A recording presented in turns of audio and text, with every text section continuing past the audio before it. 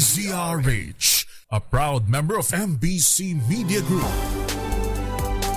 Oras sa buong kapuluan, 2 minuto na makalipas ang alas 4 ng umaga. DZRH, magandang umaga Pilipinas sa DZRH Radio, DZRH TV at DZRH Online. Kasama si Kuya Angelo Palmones. Magandang umaga Pilipinas.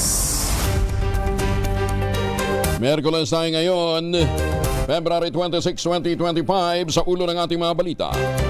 Malacanang, itinangging binubura ng Pangulong BBM ang EDSA People Power Revolution. Desisyon ng impeachment court kay BP Sara posibleng ilabas sa October 2025 ayon naman kay Senate President Escudero. Legalidad ng zero subsidy ng PhilHealth sa 2025 national budget kwestiyon sa Korte Suprema. Undeclared foreign currency nasa bat naman ang Bureau of Customs sa NAIA. Negosyante seaman arestado sa 2 million pesos na laga ng shabu sa bypass operation sa Muntinlupa City. Convoy ni PNP Chief Marbil sinita sa pagdaan sa EDSA Busway. Bagong balita, bagong impormasyon, kasama si Kuya Angelo Palmones. Magandang umaga, Pilipinas! Kasama pa rin natin ang buong radyo natin FM nationwide, ang ating mga action radio station sa Luzon, Visayas at Mindanao. 91.7 Benepen Radio sa Cebu at 94.3 FM sa Jensan.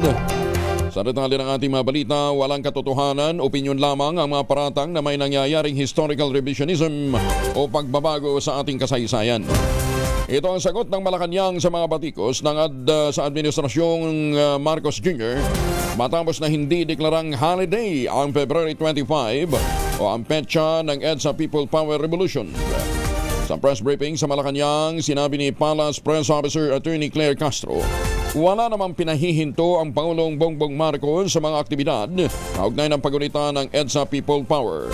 Sa katunayan, idineklara pa nga niya ito bilang special working day upang mahikayat ang mga tao na makiisa sa okasyon at malaya ang sino man na gawin ang kanilang mga aktibidad. Since the time po na siya ay naging Pangulo, wala po tayong nadinig na anumang pagpapahinto ng anumang events, any activities na maaaring mag-commemorate ng nasabing event. And at the same time, pansinin po natin paano po mabubura ang history. History is history. So hindi po kakayanin po lang ng presidente na ito ay mabura sa ating history. Generally peaceful naman ang paggunita sa ika-39 na anibersaryo ng EDSA People Power Revolution. Ayon kay NCRPO Director Brigadier General Anthony Aberin, walang naitalang anumang untoward incident sa kabi-kabilang kilos protesta at yun din iba pang mga aktibidad sa Metro Manila. Mahigit sa 8,000 pulis mula sa NCRPO ang pinakalat para siguraduhin ang mapayapa, maayos na pagsasagawa ng EDSA rallies. Kasabay nito pinahayag ng NCRPO ang kanilang pakikiisa sa paggunita ng anibersaryo ng People Power Revolution at pagkilala sa diwa ng pagkakaisa, demokrasya at paghangad ng pangmatagalang kapayapaan. Samantala, nanawagan naman si Senator Bongo sa mga Pilipino na pagnilayan ang kahalagahan ng pagkakaisa sa pagbuo ng bansa kasabay ng paggunita na ika-39 na anibersaryo ng EDSA People Power Revolution. Binigyan din ni Senator Go na ang tunay na diwa ng EDSA ay hindi lang isang selebrasyon tuwing Pebrero kundi ito'y paalala din kapag nagkakabuklod-buklod ang mga Pinoy, mas mabilis nating maaabot ang pagbabago at pag-unlad. Umaasa naman ng Senador na patuloy na isa sa diwa ng bawat isa ang sakripisyo noon ng napakaraming Pilipino upang maibalik lamang ang demokrasya sa bansa. Ginawa nito ang pahayag sa pagdalo sa pagtitipon ng mga local leader ng Camarines Sur sa Pasay City, kung saan siya ay naging panauhing pandangal. Ang tunay na diwa ng EDSA ay hindi lang isang selebrasyon tuwing Pebrero. Isa itong paalala na kapag nagbubuklod-buklod po ang mga Pilipino, mas mabilis natin naabot ang pagbabago at pag-unlad. EDSA is an ideal, a spirit that should live every day in our hearts and minds. Kaya po, mga kababayan ko, magmahalan po tayo, magmalasakit po tayo sa ating kapwa Pilipino. Lalo-lalo na po sa mga mahirap nating kababayan. Huwag po natin silang papabayaan. Mahalaga po ang pagkakaisa ng bawat Pilipino upang anumang pagsubok sa katatagan ng ating pagka-Pilipino ay malalampasan natin bilang isang matatag na bansa. 7 minuto na makalipas ang alas 4 na umaga, nasabat naman ng Bureau of Customs sa Ninoy Aquino International Airport ang mga foreign currency na hindi diniklara ng isang pasahero na papalabas ng Pilipinas sa NAIA Terminal 1 nitong Pebrero 21. Ang nakumpiskang pera ay binubuo ng 3,950,000 Japanese yen, 20,000 euros at 8,500 Kuwaiti dinar. Nakita ng mga tauhan ng BOC ang mga pera sa pagdaan ng x-ray screening ng hand carry baggage ng isang Pilipino na patungong Hong Kong. Sa isinagawang pisikal na inspeksyon, nakita ang bungkus ng foreign currency na hindi umano'y diniklara ng pasahero. Ang maigting na pagbabantay sa mga pantalan ay ilunsunod sa direktiba ng Pangulong Bongbong Marcos na ipatupad ang National Anti-Money Laundering, Counter-Terrorism Financing at Counter-Proliferation of Financing Strategy 2023-2027. Ito ay nagpapakita umano ng dedikasyon ng gobyerno sa pagpapanatili ng integridad sa pananalapi, gayon din sa pambansang seguridad. Ipinahayag naman ni Customs Commissioner Benvenido Rubio na matatag ang posisyon ng BOC sa pagpapatupad ng cross-border currency regulation. Noong 2024, nakapagtala ang BOC NAIA ng 158 incidents ng pagkumpiska ng hindi deklarado o maling deklaradong foreign currency. Halos 2,000% ang pagtaas mula sa mga nahuling kaso noong 2023. Mula Enero ng 2025 naman hanggang kasalukuyan, umabot na sa 28 ang bilang ng mga nahuli kaugnay ng foreign currency bilang bahagi ng masigasig na kampanya ng BOC NAIA laban sa iligal na pagdaloy ng pera, papalabas o papasok ng bansa. Patuloy naman ang BOC NAIA sa ilalim ng pamumuno ni District Collector Yasmin Mapa sa pagsasagawa ng mandato nito upang tiyakin na nagpapatupad ang mga otoridad ng mahigpit na customs law at international financial regulation. Oy mga mamis, po pwede ho tayo mag-laundry day today, ha? Kunot no ka ba kapag makapit, badikit at malupit ang mancha? All you need is pride. At mapahirapan ang self-con sa pride, isa at worry-free naman ang laundry. Sa Triple Stain Away Formula, tanggal ang matitinding mancha based on test at chocolate, mud and Sembonon Cotton. Gawa po ito ng ACS. Magandang umaga, Pilipinas! Uy, alam nyo bang si Jody Santa Maria ay nagbablog na rin? Yan ang ibabalita sa atin ni Gorgie Rula. Gorgie, good morning! Pansamantala munang maglaylo sa pag-aartista ang magaling na aktres na si Jody Santa Maria dahil magsisimula na ang kanyang JSM YouTube channel. Seryoso si Jody sa kanyang JSM channel na kung saan ay may 3 online shows na siyang sinimulan. Meron siyang Live Light na isang wellness at self-care show. Meron na rin siyang travel show dahil hilig niya talagang magbiyahe at pinamagatan niya itong JSM Travel and Tours. At ang isa naman ay parang celebration lang na pampag-good vibes na pinamagatan niyang Let's Drink to That. Matagal nang pinaghanda nito ni Jody sa gitna ng napakarami niyang ginagawa noong nakaraang taon. Ngayong taon ay dito raw muna siya magpo-focus. May sasantabi muna ang kanyang pag-aartista. Pero tatapusin naman daw niya ang mga nauna niyang natanguan. Meron siyang pelikulang Untold na isang horror film ng Regal Films at kailangan pa rin niya itong i-promote. May isa pa siyang pelikulang natapos na may schedule na rin ipalabas sa mga sinihan. Pero pagkatapos nito ay hindi daw muna siya aarte dahil mas tututok siya rito sa kanyang JSM channel. Sa March 4 ay magsi-streaming na ito kaya abangan na lang natin. Gorgie Rula po nag-uulat mula sa Showbiz ng DZRH. Una sa Pilipinas, una sa Pilipino. Maraming salamat, Gorgie! Magandang umaga, Pilipinas! 4:11 ang oras sa buong kapuluan. Mahiwagang tunog!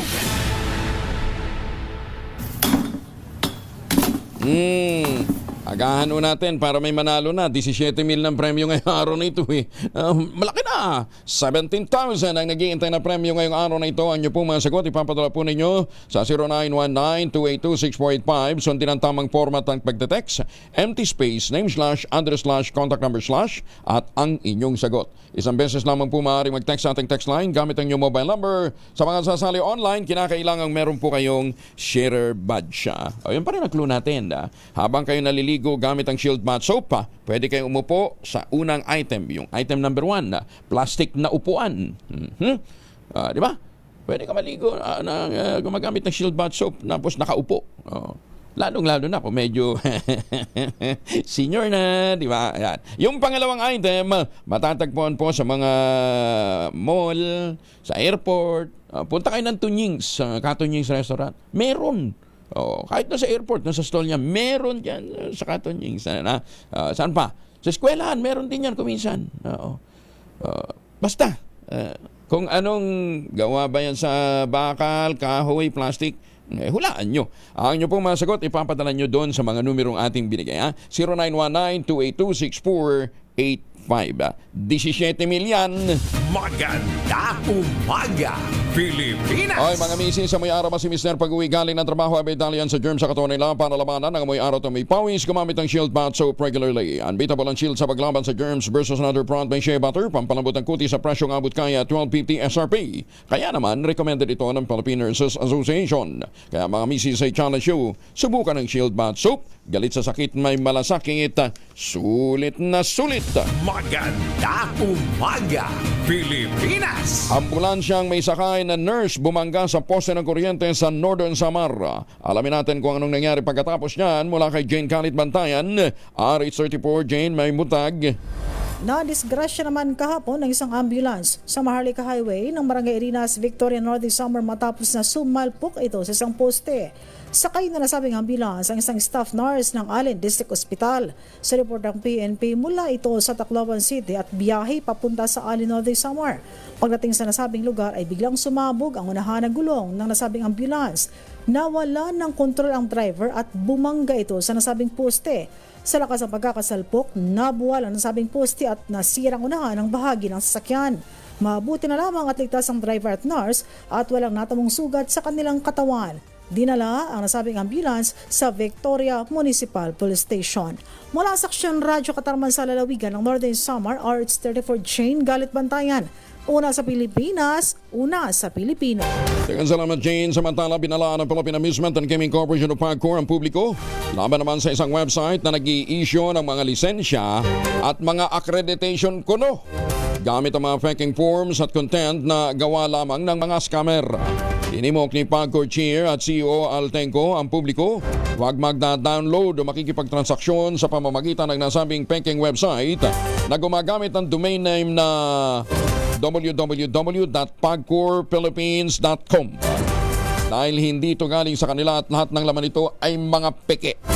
Sinabi pa ni Chairman Tenco, ang pirma at accreditation form sa website ay hindi rin sa kanya. Ayon kay Tenco, na-report na nila ang naturang insidente sa DICT. Sinisikap din ng Pagcor na kilalanin ang mga taong nasa likod ng peking website. Hahabulin ang mga ito para mapanagot sa ilalim ng batas. Sinabi ni Chairman Tenco na sumulpot ang mga peking website noong February 22 kung kailan walang pasok ang Pagcor. Ito ho yung totoong website ho ng Pagcor para sa mga gustong makipagtransaksyon. www.pagcor.ph. Ayan, walang Philippines, walang word na Philippines. Arestado naman ang isang lalaki na nagpanggap na ahente ng National Bureau of Investigation matapos ipambili ng sasakyan ang hiningi niyang pera sa isang negosyanteng Chinese na gagamitin daw sana para mampalaya ang inaresto niyang kaibigan. Kinilalang suspect na si Elias Crisanto, 50 anyos, na huli sa intersection ng Juan Luna Street at Herbosa Street. Matay sa report, nakipag-ugnayan ng Chinese businessman na kinilalang si Chen sa suspect upang iabot ang 10 milyong piso. Lupit 10 million pesos na hiningi nito para umano mapalaya ang 20 kaibigan Chinese na nahuli ng NBI agent sa isang bar sa Parañaque noong nakalipas na linggo. Iniabot umano nito ang pera kay Crisanto sa isang seafood restaurant pero sa halip na natupad ang pagpapalaya sa kanyang mga kaibigan, yun daw palang pera ay pinambili ng bagong Ford Ranger Raptor. Inamin naman ang suspect na ginawa niya at ngayon nasampahan ito ng kasong swindling at usurpation of authority. Nasabat naman ang 2 milyong pisong halaga ng shabu sa isang negosyante at isang seaman sa bypass operation sa Muntinlupa City.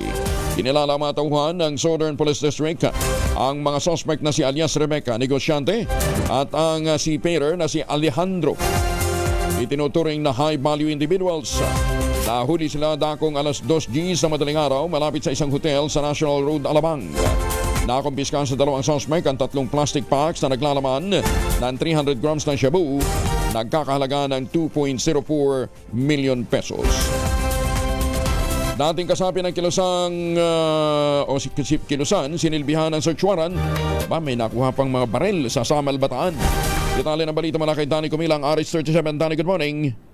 Arestadong isang lalaki na dating kasapi ng Kilusan matapos makumpiskan ito ng baril at bala nang silbihan ito ng search warrant sa kanyang tahanan. Ang operasyon ay pinangunahan ni Samal OIC Chief Police Lieutenant Orlando L. Perez kasama ang Provincial Intelligence Branch Police Captain Gilserio Dizon na isinagawa ang operasyon sa Barangay Sapa, Samal, Bataan. Sa isinagawang paghahalugog kahapon ng umaga ay narecover mula sa pag-iingat ng suspect ang isang caliber 45 na baril na walang serial number, pati na rin ang 3 magasin. Ayon kay Police Lieutenant Perez, agad nilang inaksyonan ang natanggap na impormasyon at nag-apply ng search warrant upang matiyak at makuha ang nasabing illegal na armas. Samantala, isang search warrant din ang isinilbis isang nag-iingat ng baril sa Barangay Poblasyon, Morong, Bataan. Nakumpiska naman sa suspect ang isang 22 caliber revolver na may 3 bala. Kaugnay nito, nananawagan naman si Police Lieutenant Perez sa publiko na kung may nalalamang individual na nag-iingat ang hindi lisensyadong baril, agad itong ipagbigay alam sa mga otoridad upang mabilis na maaksyonan para mapanatili ang kapayapaan at seguridad sa kanilang lugar. Danny Kumilang, RH37, DCRH, una sa Pilipinas, una sa Pilipino. Maraming salamat, Danny. May pabaki kayungan sa ating mga kababayan dyan po naman sa Pampanga. Maganda umaga, Pilipinas! Baka may mga importante kayong lakad, magbaon ho ng proteksyon laban sa mikrobyo. May 2 formulation ng family alcohol. Yung family 70% isopropyl alcohol is specially prepared for clinics, hospital, pharmacies, laboratories. Pero okay na okay din po yan sa mga households. Very effective sa disinfection at sterilization. Ganyan na bagsik ng family 70% isopropyl alcohol. Maghapon man natin gamitin, no problem. Hindi po manuno yung ating mga kamay dahil meron po itong moisturizer. Yun namang mabangong family rubbing compound improved alcohol. Abayan ho yung mabangong isopropyl alcohol na gamit ho ng mga masahista, mga barbero, mga doktor, mga nurse, mga kumadrona for sponge bathing and other cleansing purposes. Family rubbing alcohol parang di siya reachable na sa mahabang panahon. Mabibili sa namang butik at convenience stores nationwide. Family rubbing alcohol, hindi lang pampamilya, pang sports pa. Magandang umaga sa ating mga magagandang kumadrona. Asek Cecil Bangkasantos, kumusta na ho kayo, ha? Nakumbiskan naman ang mga tauhan ng Bureau of Customs ang tinatayang 3.245 million pesos na laga ng unmarked fuel at fuel truck sa 2 operasyon nito sa Bicol Region. Ang mga sample na walang fuel marking ay indikasyon na smuggled ng mga produktong petrolyo. Hindi binayaran ang buwis ng mga ito. Ang operasyon ay bahagi ng fuel marking program na ipinatutupad ng BOC Legazpi Enforcement and Security Services, katuwang ang Society General de Surveillance ng Pilipinas. Pinuntahan ng mga otoridad ang 2 gasolinahan sa Bicol na kumpirma na walang marking ang binibenta nitong produktong petrolyo. Patunay na hindi ito nagbayad ng buwis. Nasamsam ng mga otoridad ang 30,891.5 liters ng gasolina at diesel na nagkakahalaga ng 1.745 million. Pati na ang isang fuel truck na nagkakahalaga naman ng 1.5 milyong piso. Kaya ang kabuuan ho ng na-recover ay 3.2 million pesos. Ang operasyon ay lansunod sa Section 7 ng DOF BOC BIR Joint Circular 001-2021 at ganyan din ang mga probisyon ng Customs Modernization and Tariff Act. Sinabi ni District Collector Guillermo Pedro Francia de Port, ang operasyon ay nagpapakita ng dedikasyon ng mga tauhan ng BOC na ipatupad ang batas. Siniguro naman ni BOC Commissioner Benvenido Rubio na magpapatuloy ang maigting na pagbabantay ng ahensya laban sa mga nagpupuslit ng mga produktong petrolyo. Upang malabanan ng fuel smuggling, ang BOC ay nagsasagawa ng random field test sa mga retail station at mga fuel truck upang tiyakin ang pagsunod sa fuel marking program. Pinuri naman ni Albay 2nd District Representative Joey Salceda ang Bureau of Customs na pinamumunuan ni Commissioner Benvenido Rubio sa agarang aksyon laban sa pagbebenta umano ng 270 million pesos na laga ng nakumpiskang smuggled na sigarilyo na nakatakdang sirain. Nauna nang inuulat na nakikipagtulungan ng BOC sa National Bureau of Investigation upang alamin ang iba pang mga detalye sa modus ng muling pagbebenta ng nakukumpiskang smuggled na sigarilyo. Ipinangako din ni Commissioner Rubio na may mananagot sa hanay ng mga opisyal ng ahensya na masasangkot sa issue. Samantala, binigyan din naman sa Salceda ang kahalagahan na maisabatas ang panukalang Anti-Illicit Tobacco Trade Act. Ito ay mayroong probisyon na pipigil sa pagbebenta ng mga nakukumpiskang smuggled na mga produkto. Ayon kay Salceda, ang panukala ay makatutulong upang pigilan ang malawakang pagbebenta ng mga nakukumpiskang smuggled tobacco product. Sinabi ni Salceda na mahalaga na magkaroon ng transparency sa mga nakukumpiskang produkto upang maiwasan ang ganitong insidente sa hinaharap. Aminado naman ng Manila Police District, hindi mawawala ang mga namemeke ng dokumento sa Maynila hanggat meron tumatangkilik dito. Kasunod nito ng pagkakaresto sa 4 na individual na nagbebenta, gumagawa ng mga pekeng dokumento sa Recto, Maynila. Sa panayam ng DZRH at radyo natin, sinabi ni Lieutenant Colonel John Giagi, ang Chief ng Intelligence Division ng MPD, hanap buhay na nila ito. At lumilipat lamang sila ng pwesto kapag sila ay nahuhuli, lalo't bailable naman o pwedeng magpiyansa ang kanilang atraso. Yan man, pagtitiyak ng opisyal, patuloy silang magbabantay. Sisikaping mahanap ang mga ito upang mapanagot. Sakali kasing mapatunayang guilty sa kasong falsification of public document, posibleng makulong ng 6 hanggang 12 taon ang isang akusado. Available naman yan. Kapag ka nagkaroon ng hearing yan, napatunayan silang may sala, falsification of public documents can result also to prison sentence ng 6 to 12 years at the fine, yung penalty natin. May mga kaukulan pong pagkakakulong yan sa paggamit po niyan. Maganda umaga, Pilipinas! 24 na makalipas ang alas 4 na umaga. Oras na para tayo po yung mag-ultabayo. Pero ang sabi nga po ng mga dalawahasa, 1 oras bago matulog, 2 kapsula ang ating itik para ma-achieve natin ang mga benepisyo ng ultabayo. Ano ba yung ultabayo? Ang ultabayo po ay postbiotic with lactococcus lactestrin plasma. Dumanan po ito sa napakahabang clinical trial dyan po sa Japan. Hindi po kwentong kutsero hindi po mga testimonial. Clinical trial. Human clinical trial. Ang bawat kapsula ng ultabayo ay nagtataglay ng 50 billion cells ng lactococcus lactestrin plasma. Kaya napaka-potent po nito na pagpasok sa ating katawan, na-activate po yung PDC o plasmacytoid dendritic cell. Yan po naman yung tinatawag na commander ng ating immune system. Siya yung nagtataboy ng mga toksin sa ating katawan habang tayo po ay natutulog. Kaya natutulungan tayong malabanan ang puyat, pagod at stress. Siyempre, pagka magandang gising mo sa kinabukasan, magandang disposisyon mo sa buong araw. Ang ultabayo po ay available sa Mercury Drug, Amesco Drug, Pasmed Pharmacy, John's Pharmacy at Curamed. Pero huwag natin kalimutan kung meron ho tayong mga concerns tungkol ho sa ultabayo, pwede pa tayong magtanong sa 0917-110-6580. Ito pong ultabayo ang kauna-unahang postbiotic food supplement na rehistrado sa Food and Drug Administration, halal certified. Pero huwag din ho natin kalimutan na ang ultabayo ay hindi gamot at hindi dapat gamitin panggamot sa anumang uri ng sakit. Maganda umaga, Pilipinas! Dengue Baslane inilagay naman sa Tacloban City Hospital. Detalye ng balita mula kay Jimmy Angay-Angay, RH32. Maupay nga agad, Jimmy. Naglagay ng Tacloban City Hospital ng dengue fast lane para sa mga pasyente. Ito ang sinabi ng Tacloban City Hospital Chief Dr. Gloria Fabregas sa isang panayam. Ayon kay Dr. Fabregas, ito ang pagsunod sa kautusan ng DOH mapadali ang pag-accommodate ng mga suspected dengue cases. Dagsang napapacheck up sa City Hospital ng suspected dengue cases na dapat agad ma-accommodate at mabigyan ng kaukulang lunas. Iba ito sa mga ordinaryong magpapakonsulta at pumunta sa emergency room.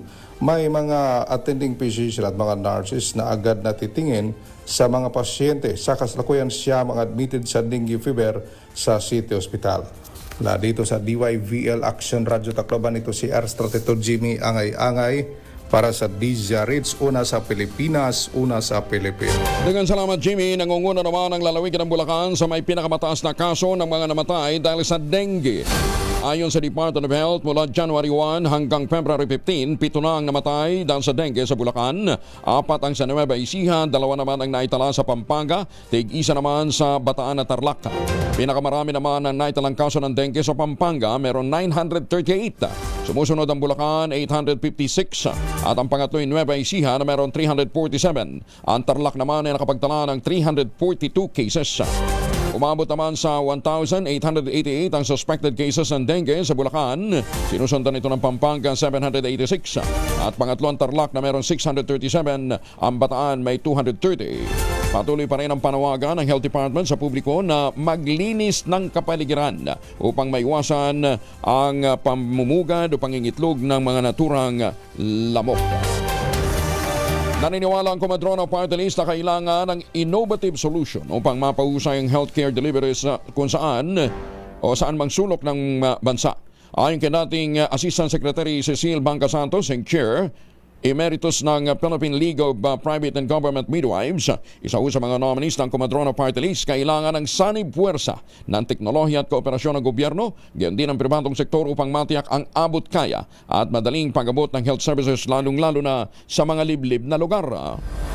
Binanggit niya na ang expansion ng telemedicine ay kabilang sa pagsisigurong kakayanin ng ating mga kababayan ng halaga ng virtual consultation, lalong-lalo na sa mga remote area.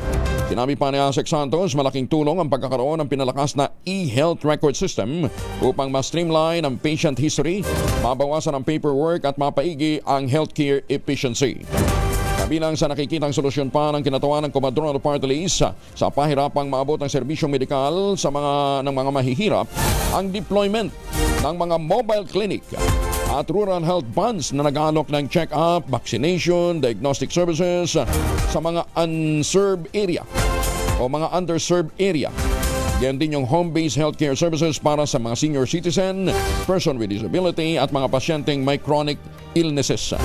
Dapat din anya mas paigtingin ang public-private partnership sa mga health initiative, lalong-lalo na sa mga rural at high-poverty area sa buong bansa.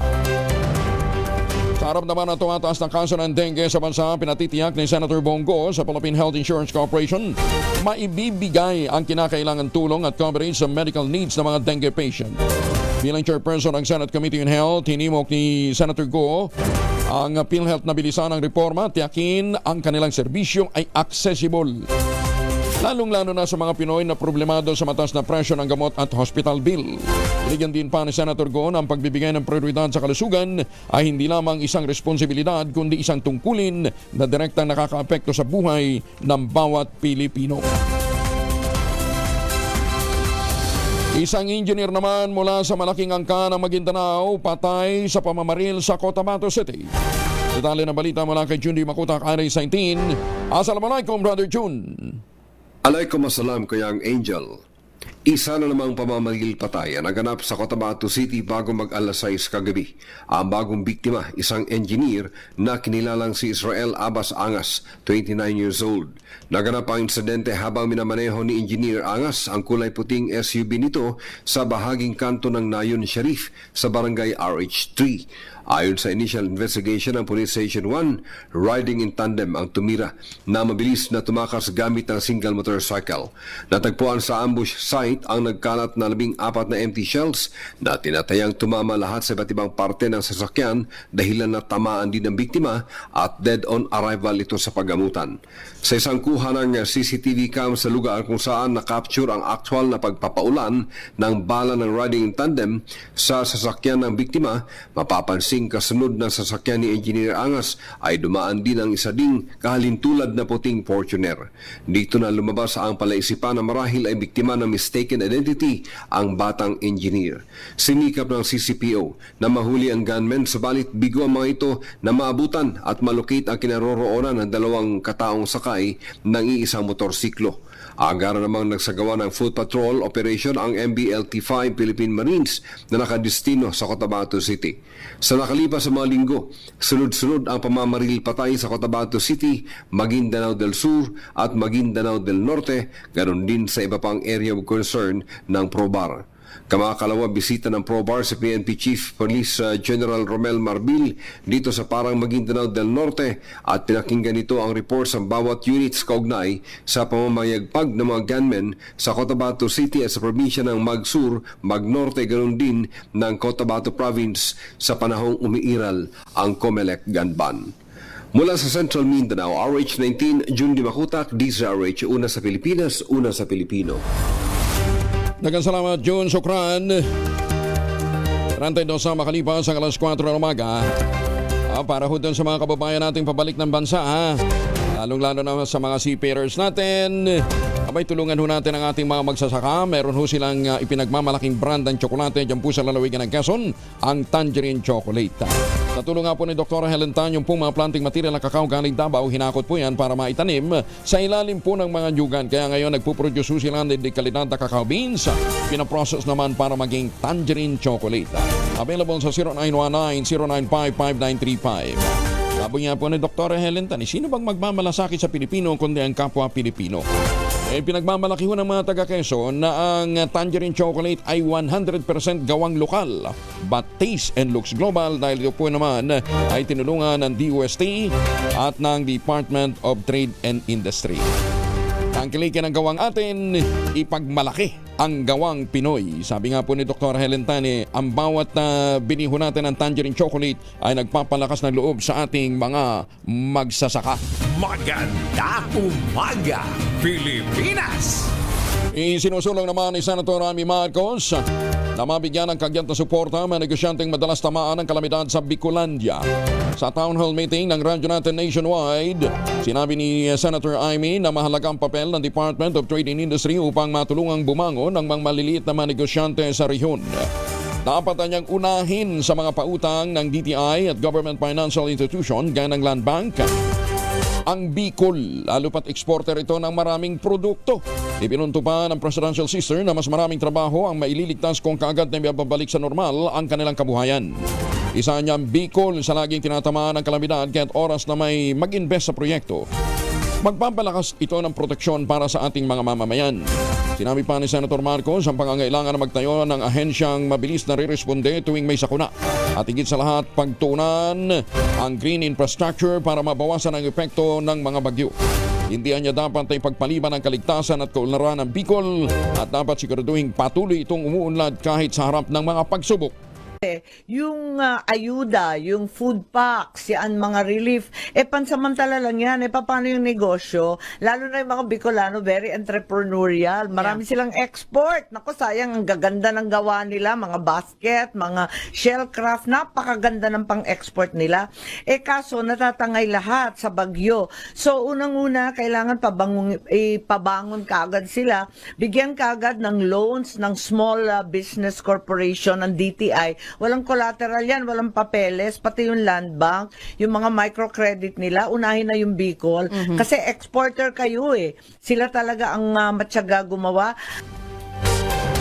Inigis naman ng Health Reform Advocate at dating PhilHealth Independent Director na si Dr. Tony Liachon sa Korte Suprema ang kawalan ng subsidy ng PhilHealth sa ilalim ng 2025 General Appropriations Act. Naghain na ng petition for certiorari and prohibition sa Korte Suprema si Dr. Liachon kaugnay ng pag-alis ng naturang subsidy. Iginiit ni Dr. Liachon ang pagtanggal sa subsidy ng PhilHealth ay tila paglabag na rin sa karapatan ng mga Pilipino sa Universal Healthcare Law. Nakasaad sa petisyon ang probisyon ng RA 10351 na naglalaan dapat ang 80% ng kita mula sa sin tax para sa Universal Healthcare at Republic Act 112223 na nag-aatas naman ng premium subsidy para sa hindi tuwirang kontribusyon ng PhilHealth sa ilalim ng GAA. Sinabi pa ni Dr. Liachon, naging paraan ang sin tax law upang mapondohan ng PhilHealth kung saan tinaasan pa nga ang tobacco at alcohol tax upang madagdagan ang pondo ng state health insurer. Maganda umaga, Pilipinas! Ikinababahala naman ni Agri Party List Representative Wilbert Manoy Lee ang problema ng mga magsasaka sa bayan ng Mangaldan, Pangasinan. Ito'y sa harap naman ang pagbagsak ng halaga ng palay. Nagbabala si Lee na karaniwang umaatake ang mga tiwaling negosyante sa pagkakataong sadsad ang presyo ng naturang mga produkto. Ayon sa impormasyon, maraming magsasaka ang nagpipigil na ibentang ani dahil ang presyo ay nasa 17 pesos and 50 centavos, 17.50 lamang kada kilo mula sa dating 27 hanggang 28 pesos per kilo noong nakalipas na taon. Binigyan din pa ni Congressman Lee na habang bagsak ang halaga, sinasamantala naman ng mga swapang na rice trader ang sitwasyon. Dahil sa pangyayari, ipupursige ng Agri-Party List sa susunod na Kongreso ang mga panukalang magbibigay ng proteksyon sa mga farmers, biyan din sa mga consumer tulad ng Republic Act 12022 o Anti-Agricultural Economic Sabotage Law. Maganda umaga, Pilipinas! Lapas, Abra Mayor JB Bernos hangad na mabura naman ang masamang imahe ng Abra tuwing panahon ng halalan. Buti naman. Naibag na bigat ka na kayo amin sa ating mga kababayan dyan sa Norte. Detalye ng balita mula kay Romy Gonzalez sa RH41. Romy. Nakikiusap sila pa sa Abra Mayor JB Bernos, Pangulo ng League of Mayors in the Philippines, sa mga kagawad ng media na tulungan silang matanggal at makalimutan ng taong bayan ng bansag sa Abra na napakagulong lalawigan tuwing panahon ng halalan. Sa kanya mensahe sa naganap na panunumpa sa tungkulin ng mga bagong halal na opisyal ng Baguio Correspondents and Broadcasters Club o BCBC, sinabi ni Kong Mayor JB Bernos na tuwing dumarating ang panahon ng halalan, lagi natutuon ang atensyon ng media sa Abra. Anya konting girian lang at hindi pagkakaunawaan ng mga nagtutunggaling politiko ay napapalaki at parang napakarami na ang namamatay. Aminado si Bernos na hiyang-hiya sila sa lalawigan ng Abra sapagkat tuwing napag-uusapan ang karahasan sa halalan ay nadadamay ang buong Cordillera Region na anya'y napakasamang katotohanan.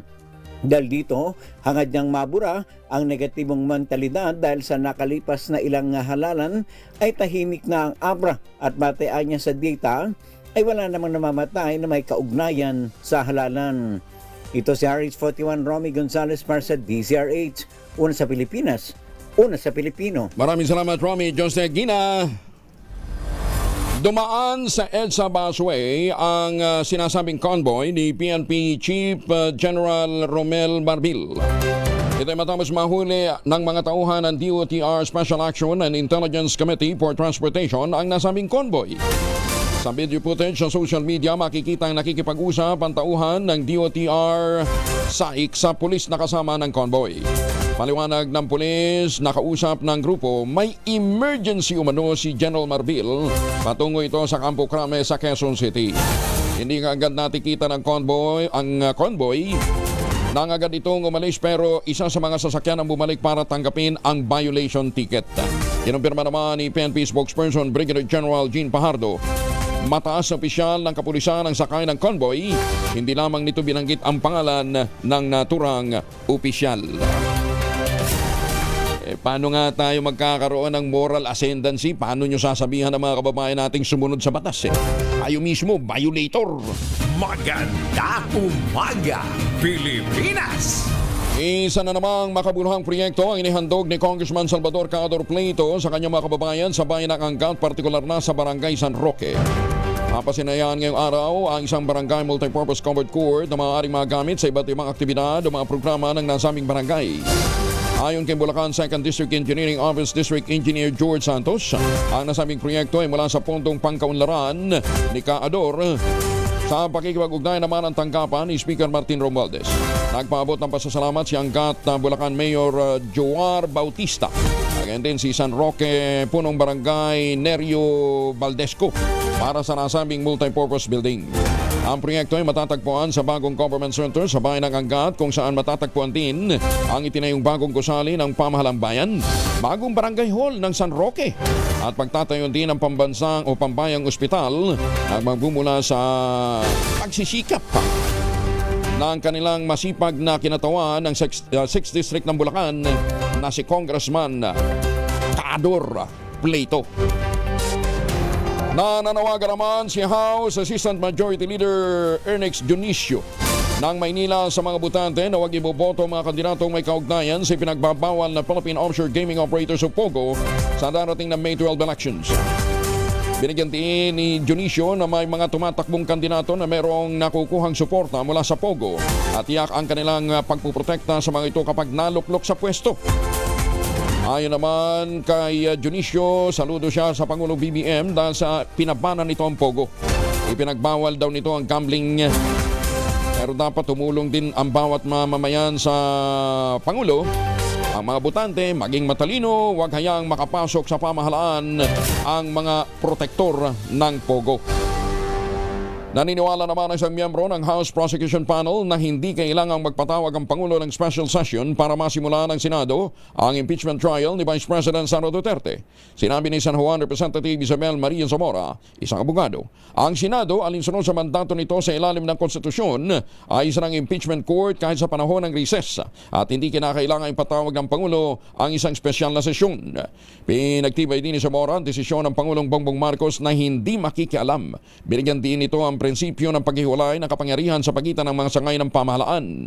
Samantala, binigyan din naman ni House Assistant Majority Leader Jill Bungalo ng AGCO Bicol Party List na hindi pa natatanggap ng Kamara ang kopya ng petisyon na isinampa naman ng kampo ni Vice Presidente Duterte o Inday Sara upang questionin ang impeachment proceedings. Maganda umaga, Pilipinas! 42 na makalipas ang alas 4 ng umaga. 34 anyos na pintor arestado sa bypass operation ng PNP Rosales. Detalye ng balita mula kay Freddy Pajardo, RH38. Masantos siya kabasan, i-checkamin sa ating mga kababayan dyan sa Pangasinan. Freddy. Masantos siya kabosan, Kuyang Angel. Timbog ang isang 42 anyos na pintor matapos itong magbenta ng illegal na droga sa polis na nagkunyaring buyer. Sa ulat ni OIC Chief of Police Major Noel Kabakungan, bandang alas 6:35 ng gabi nagsagawa ng anti-drug bypass operation ng kanyang mga tauhan sa Drug Enforcement Unit sa Barangay Zone 4 kung saan binenta ng suspek ng isang plastic sachet na naglalaman na hinihinalang Cebu ang polis at na magkaabutan na ng marked money at droga agad ng hinuli ang suspek. Nakumpiska pa sa pag-iingat nito ang dalawang heat-shield transparent plastic sachet na naglalaman ng hinihinalang Cebu, isang knotted transparent plastic sachet na may kaparehong laman at isang improvised caliber 22 baril na nakalagay sa sling bag ng suspek. Ang sabong na kumpiska sa suspek ay may kabuang timbang na 52.12 grams at may street drug price na 354,416 pesos. Sa ngayon nasa likod ng rehas na bakal at naharap ito sa kaukulang kaso. Ito si Freddy Pajardo, RH38, tag-uulat para sa DZRH, una sa Pilipinas, una sa Pilipino. Maganda umaga, Pilipinas! Magandang umaga muli sa ating mga suking mga seafarers, lalong-lalo na sa mga magdaragat, sa mga seamen natin. Nasaan man panig na mundo kayo naroroon, ingat. Maraming salamat sa inyong sakripisyo, sa inyong mga remittances para maging matatag ang ating dollar reserves. At syempre sa lahat ng mga overseas Filipino worker na nakatutok ko sa atin, dyan po sa Hawaii. Sabi pa ng mga Pilipino nakatutok sa atin pagka umaga. Ala ko si Evan lang dyan sa Las Vegas, Nevada, nagtsatsagang gumising. Magandang umaga din po sa ating Midnight Singers. Dyan po sa San Diego, California. Si Tita Cora, Sir Manny, Sir June, at saka si Tita Lloyd, si Sir Art, at saka si Ma'am Linda. Ingat po kayo, ha? At magandang umaga din po sa ating mga suki dyan po sa Hong Kong. Ohio gozaimasu sa mga suki natin dyan sa Japan. Dr. Kim Tan, magandang umaga po sa inyo dyan po sa lalawigan ng Quezon. Maganda umaga, Pilipinas! Oy, kahapon nga pala ordination ni Bishop Sescon, Diyan sa Manila Cathedral. Congratulations sa dati pong rector ng Quiapo Church, At kahapon po naging very solemn yung seremonya dyan po sa Manila Cathedral para po sa ordination ni Bishop Sescon. Kasama ho sa mga dumalo at nakaisa doon ay si Ambassador Harry Amping. Good morning, Ambassador Harry Amping. Kumusta na ho kayo, ha? Maganda umaga, Pilipinas! Oy, sa mga taga Mindoro, kumusta na daw ho kayo? Sabi po ni Ma'am Joanna Valencia. Ingat daw ho kayo at malapit nang malutasan yung problema sa kuryente. Inundinaan ni Speaker Ferdinand Martin Romualdez ang pagkalat ng mga maling ulat na nagsasabing pumanaw na si Pope Francis na inilarawan itong disturbing display of reckless misinformation. Kasabay nito, hinimok ni Speaker Romualdez ang publiko na maging mapanuri bago maniwala sa mga nakukuhang balita, lalong-lalo na kung mula ito sa questionable source. Nag-viral ang isang post na nagsasabing pumanaw na si Pope Francis sa Agostino Gemelli University Hospital sa Roma. Pero agad naman itong pinabulaanan ng Vatican. Nanawagan din si Speaker Romualdez sa publiko tiyaking tama ang impormasyon bago ito ibahagi at binigyan din ang kahalagahan ng digital responsibility upang maiwasan ang paglaganap ng mga maling balita. Binatikos naman ni House Deputy Majority Leader Paulo Ortega ng La Union ang mga senatorial candidate na malayo sa winning circle. Baga sa nasa page 3. Batay sa mga survey na sinisira ang Administrasyong Marcos, nagpapakalat ng mga fake news para makakuha ng media exposure sa halip na ilahad sa publiko ang kanilang plataforma ng pamamahala. Sinabi ni Ortega na ang patuloy na pag-atake sa Pangulong Bongbong Marcos at ang Kamara de Representantes ay hindi nakatutulong sa mga kandidato dahil ang hinahanap ng publiko ay plataforma. Ayon kay Ortega, ang ilang kandidato na mahilig manira sa Pangulo at sa Kongreso ay nasa dulo ng ranking.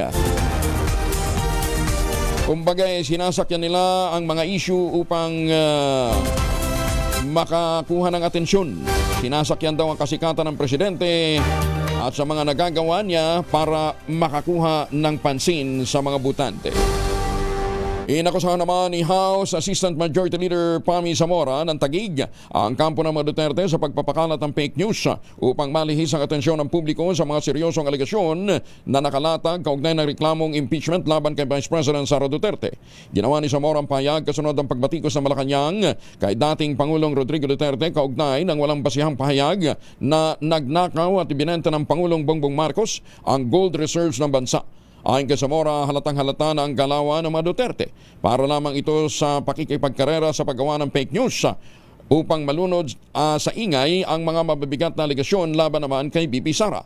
Ang desperasyon anya na buluktutin ang usapin ay nagpapakita ng takot nila sa katotohanan. 48 na makalipas ang alas 4 ng umaga, hinamon naman ni Senate Minority Leader Coco Pimentel si Senate Majority Leader Francis Tolentino pangunahan ng impeachment proceedings laban kay Vice President Sara Duterte. Sa gitna ito ng panawagan na simula na ang impeachment trial laban naman sa Vice Presidente.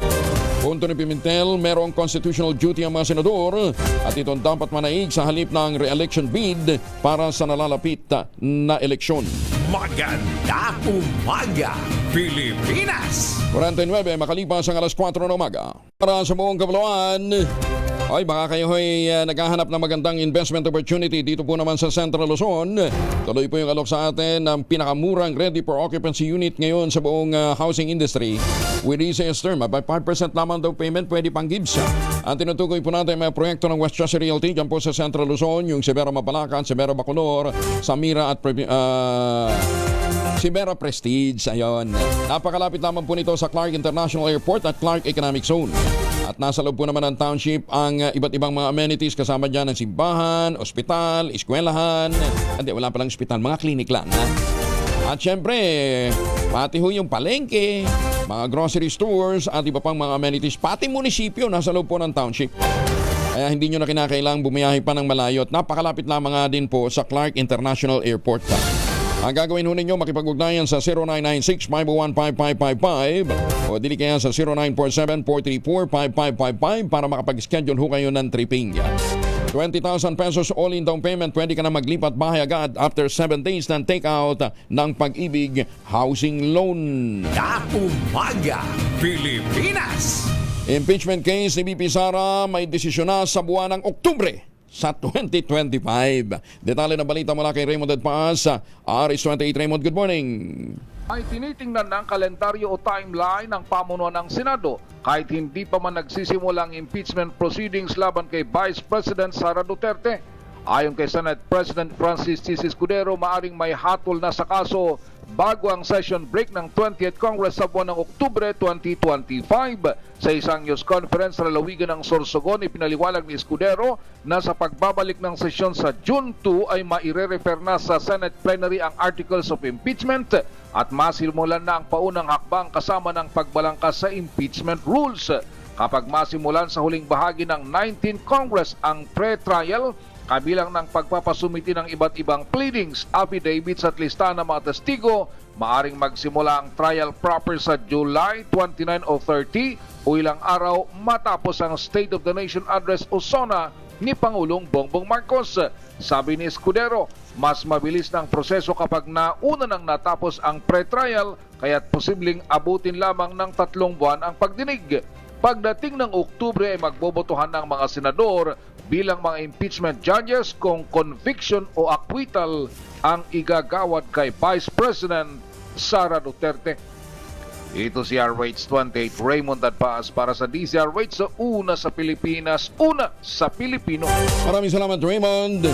52 na makalipas ang alas 4 ng umaga, malabong magmula sa Pangulong Bongbong Marcos ang pagpapatawag ng special session ng Senado para sa impeachment trial ni Vice President Sara Duterte. Ito na naman sinabi ng Palace Press Officer na si Undersecretary Claire Castro sa gitna ng mga panawagang magkaroon ng special session ng Senado upang umusad na ang impeachment complaint. Ay kay Atty. Castro, awkward. Nakakaasiwang maituturing kung magmumula ito sa Pangulo lalo na sa harap ng mga intriga na siyang nasa likod ng impeachment. Kaya't mas maigi niya kung magmumula na lamang sa Senado ang hiling. Sa ngayon, ay wala pa namang natatanggap na request ang Malacanang mula sa Senado para nga magkaroon ng special session. It would be an awkward position on the part of the President to voluntarily call for special session, considering that there is this ongoing intrigues that the President is behind the impeachment proceedings. So it is better for the Senate to request the President, considering that even the President made this pronouncement that if the Senate will ask him to call for a special session, he will do so.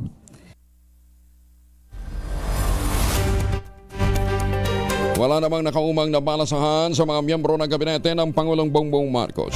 Tugon ito ni Palace Press Officer Atty. Claire Castro matapos lumabas ang may espekulasyon na magkakaroon ng balasahan.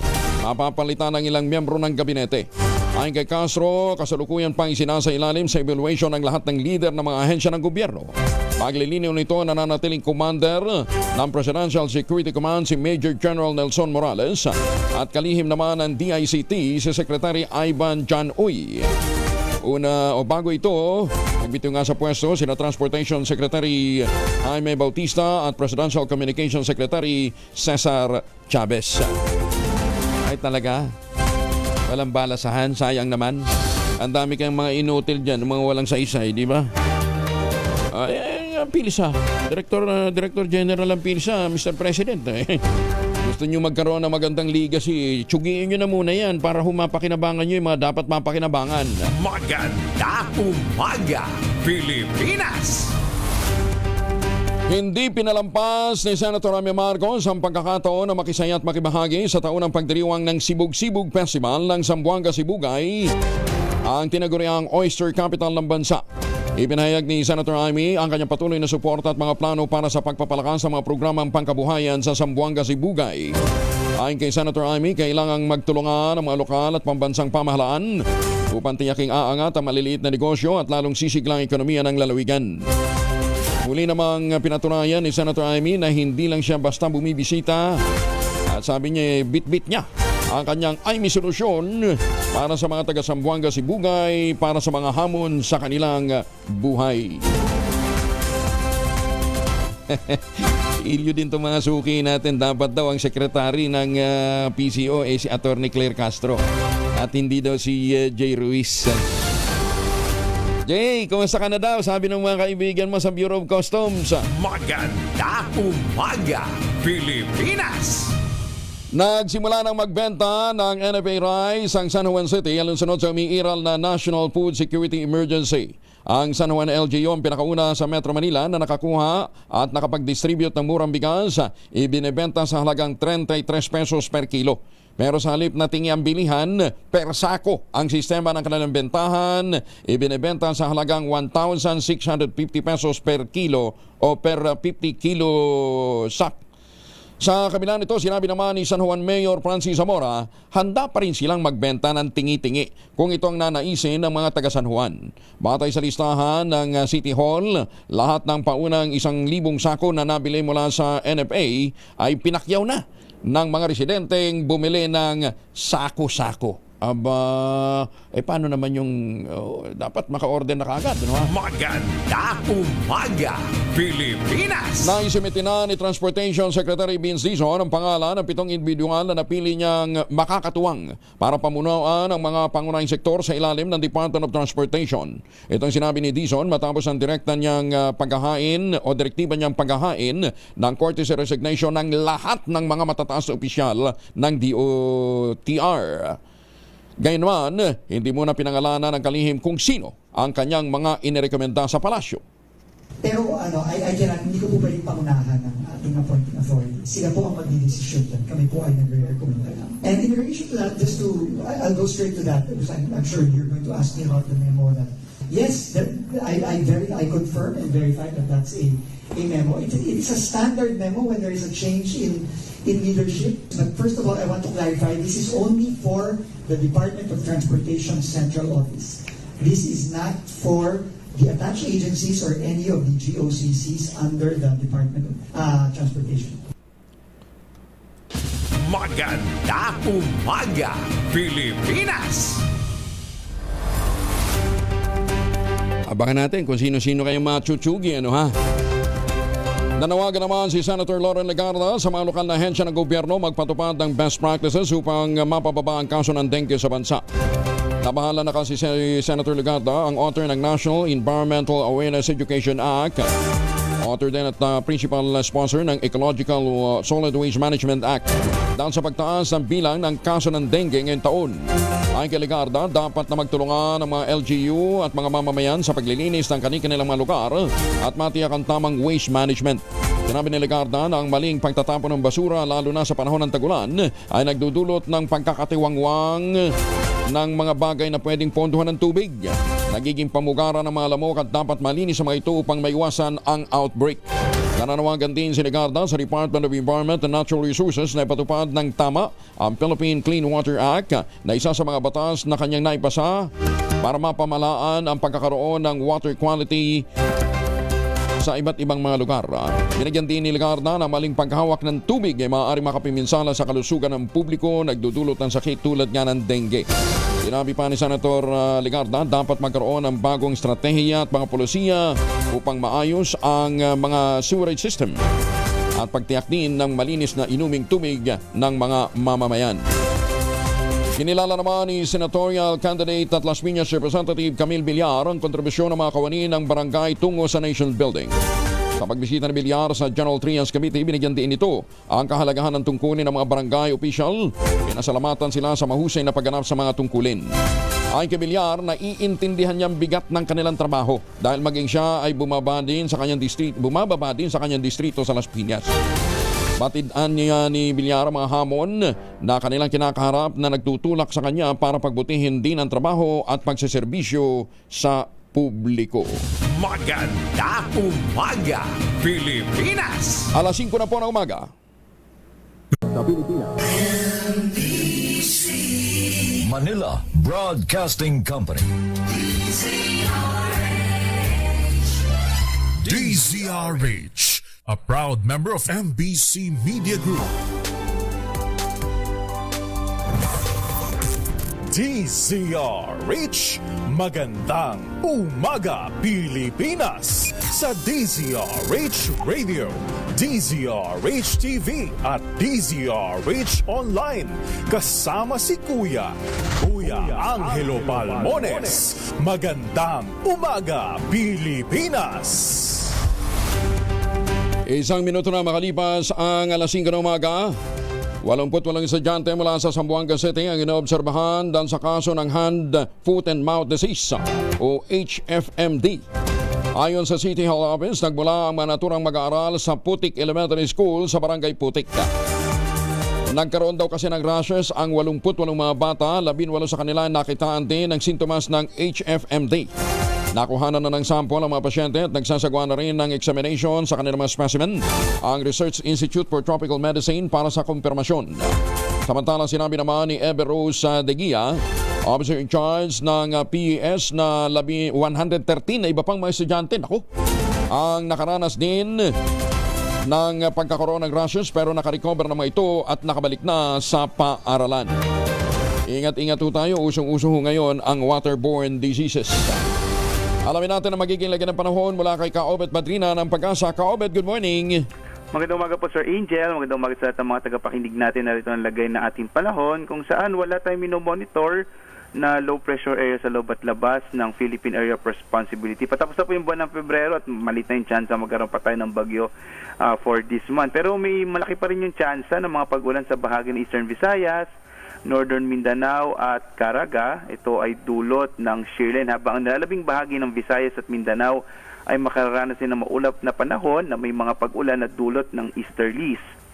Samantala, meron pa rin tayong amihan, Sir Angel. Ito magdadala ng mga mahihinang pag-ulan, partikular nga sa Cagayan Valley Region, Cordillera, Aurora at lalawigan ng Quezon. Dito sa Maynilaan, medyo inaasahan pa rin natin ang maliit na tsansa ng mga pag-ulan maliban sa hapon hanggang sa gabi at gayon din sa mga nilalabing bahagi ng Luzon. Meron po tayong nakata sa gale warning ngayon, Sir Angel, particular na sa may area po ng silangang baybayin ng Southern Luzon at ng Visayas, sa may area ng Bicol Region at ng may bandang Samar. So delikado pa rin maglayag ang mga sakyang padagat malilit na mga bangka sa mga nabanggit na lugar. Inaasa natin magiging maalon yung karagatan na dulot ng amihan. At ito po ang lagay natin panahon mula sa Pag-asa Weather Forecasting Center, Obet Badrina. Magandang umaga po. Kaobet, sa Tagaytay daw, anong temperatura? Sa Tagaytay po, inaasahan natin na magiging agwat ng temperatura ngayong araw ay sa pagitan po ng 21 to 28 degrees Celsius. Maalinsangan na rin. Opo. Anyway, Mayor Sena Mendoza, hindi daw po masyadong malamig, ha? Ang Baguio, ang malamig pa rin. Opo, yung naitala natin nasa 15 to 22 pero hindi na po tayo pupunta pa sa 13 or 14 itong mga nakarang mga araw. Pero kailangan mo pa rin mag-jacket, Kaobet, pag umakyat ka ng Pag-asa. Ng Baguio, ano ha? Opo, lalo na sa madaling araw. Ingat, Kaobet, maraming salamat. Salamat po. Si Kaobet Badrina mula po sa Pag-asa. Maganda umaga, Pilipinas! At ano naman po ang lakad natin ngayong araw na ito? Magbaon ng proteksyon laban po sa mikrobyo, magbaon po ng family alcohol. May dalawang formulation po ito na pwede nating pagpilian, ha? Yung family 70% isopropyl alcohol, specially prepared for clinics, hospital, pharmacies, laboratories, pero okay na okay din po sa mga households. Very effective po yan sa disinfection at sterilization. Ganyan ang bagsik ng family. 70% isopropyl alcohol, pero maghapon man natin gamitin, hindi po manunuyo ang inyong mga kamay dahil meron po itong moisturizer. Yun namang mabangong family rubbing compound improve alcohol. Yun po yung mabangong isopropyl alcohol na ginagamit po ng mga masahista, mga barbero, mga doktor, mga nurse, mga kabadrona for sponge, bathing, and other cleansing purposes. Family rubbing alcohol parang di siya reachable na sa mahabang panahon. Mabibili sa naman butik at convenience stores nationwide. Family rubbing alcohol hindi lang pampamilya, pang sports pa. Maganda umaga, Pilipinas! Magandang umaga sa mga taga New Jersey, US of A. Kumusta na ho kayo? Sige, dito muna tayo sa ating mahiwagang tunog dahil ngayon ay 17,000 ang nag-iintay na premyo habang kayo na maaga nagsha-shower gamit ang Shield Bath Soap. Hulaan ho ninyo ang ating mahiwagang tunog. Mahiwagang tunog! Ayan. Basta ang isang item dyan ay plastic na upuan na ginagamit natin habang naliligo gamit ang Shield Bath Soap. Ha? Ang inyong masagot ipapadala po ninyo sa 0919-282-6485. Sundin ang tamang format ng pagte-text, empty space, name / other / contact number / at ang inyong sagot. Isang beses lamang po maaaring mag-text sa ating text line gamit ang inyong mobile number. Sa mga sasali online, kinakailangan meron po kayong sharer badge. Bagong balita, bagong impormasyon, kasama si Kuyang Angelo Palmones. Magandang umaga, Pilipinas! Magandang umaga sa mga taga-Aglipay, Quirino at sa mga suki natin sa Montreal, Canada. Pangarap ng PDP laban senatorial candidate na si Attorney Jimmy Bondoc maging vice chairperson o maging miyembro ng Senate Committee on Health kung papalarin sa 2025 midterm elections.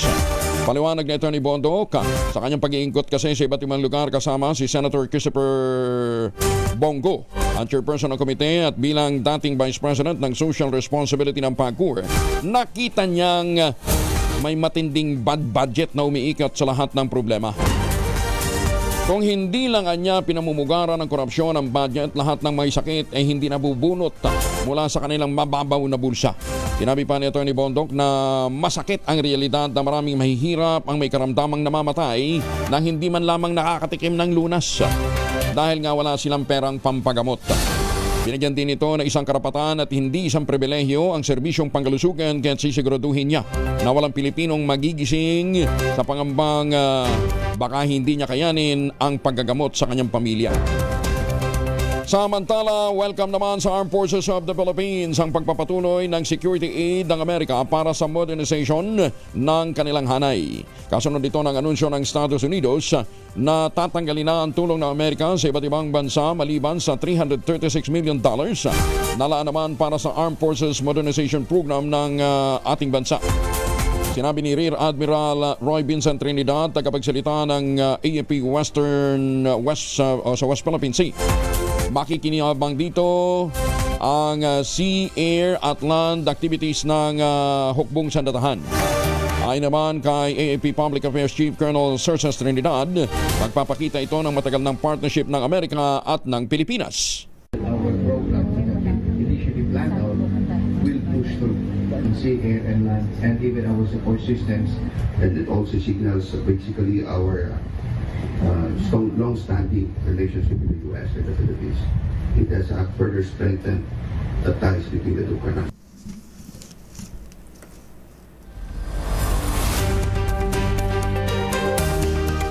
Siyam na minuto na makalipas ang alas 5 ng umaga. Nakipagdialogo naman si Senator Jaime Marcos sa mga magsasaka ng mangga at palay sa Zambales kahapon yan upang pakinggan ang kanilang mga hinaing, maglatag ng konkretong IMI solution para sa sektor. Sa nasabing dialogue, binigyan diin nito ang pagpapatuloy ng pagbaba ng ani ng mangga dahil sa pabago-bagong klima at ganyan din ang kakulangan ng makabagong teknolohiya. Bilang tugon, isinusulong ni Senator Amy ang Mango Export Act na naglalayong palakasin ang industriya ng mangga sa bansa sa pamamagitan ng pagpapalawak ng taniman, pagtatayo ng mga pasilidad para sa pag-iimbak at pagproseso at pagsuporta din sa mga magsasaka upang makasabay sa pandaigdigang merkado. So dito, ipinasa na rin ni Marcos ang Senate Bill 1902 o Doubling Farmers Income Act na naglalayong pataasin ang kita ng mga magsasaka sa pamamagitan ng pagpapalakas ng produksyon ng mga high-value crops na may mataas na presyo. Tataas ng 11 centavos per kilowatt hour ang buwan ng bayarin sa kuryente sa susunod na buwan. Ito naman ang kinumpirma ni Attorney Mona Lisa de Malanta, chairperson ng Energy Regulatory Commission, kasunod ng pag-aproba ng ERC sa bagong rate ng PIT-OL o Feed-in Tariff Allowance na ibinabayad para sa mga planta ng renewable energy na nagsusupply ng kuryente sa bansa. Ibig sabihin nito, nasa 7 pesos ang taasingil para sa mga kumukonsumo ng 200 per kilowatt hour sa loob ng isang buwan. Paliwanag naman ni Dimalanta, kailangan ng dagdag na singil dahil sa nauubos na ang pondo na sumusuporta sa renewable energy ng ating bansa. Ito pong mga nakaraang buwan, hindi ko lang po alam kung napapansin po nung karamihan. Siguro po, konti lang kaming pinabantayan araw-araw yung presyo sa WESM. Actually po, pababa po ang WESM. Very, very lower than expected, sabi nga po natin, ang presyo po sa merkado. On one hand, maganda po yun. Ibig sabihin, bumababa yung presyo ng kuryente na yun sa regular na bentahan ng kuryente. On the other hand, ibig sabihin po, konti yung pumapasok na pera dun sa pondo. Ibig sabihin po, mas lumaki yung pangangailangan na mangolekta sa atin ng pampuno dun sa pondo. Magandang umaga, Pilipinas! Nakuha naman ng FPJ Panday Bayanihan Party List sa ika-4 pwesto sa pinakabagong survey ng Octa Research mula sa 156 party list na magtutunggali sa 2025 midterm elections. Pasok sa top 5 ang FPJ Panday Bayanihan sa botong 3.84% na nakuha sa tugon ng masa survey ng Octa. Nasa pangalawang pesto ang 4-piece party list na merong 5.62%. Ang fieldwork survey na isinagawa ng Octa Research Team ay mula January 25 hanggang 31 ng taong kasalukuyan gamit ang face-to-face na panayam sa 1,200 respondents sa buong bansa. Ayon kay Brian Polio Manzares, unang nominee ng FPJ Panday Bayanihan Party List, ikinalulugod nila ang makabuluhang pagtaas ng pwesto ng partido sa paggamit nito ng 3.84% na boto mula sa survey ng Octa Research.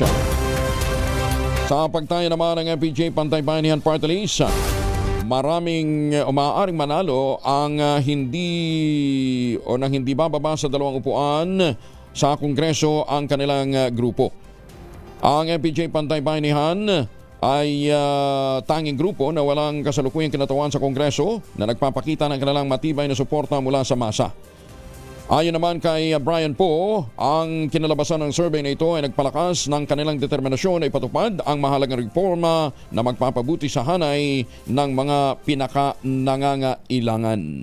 Maganda umaga, Pilipinas! Ayan, oo. Maganda umaga po sa mga suki natin dyan sa Kalamansig, Sultan Kudarat. Tinubog ng apoy ang isang bahay sa Magallanes Village sa Makati City. Ayon sa Bureau of Fire Protection, sumiklab ang sunog 1:06 ng hapon at agad namang itinaas sa ikalawang alarma. Napulang sunog 1:43 na ng hapon. Walang nasaktan sa naturang insidente habang patuloy pang inaalam ang sanhi ng sunog.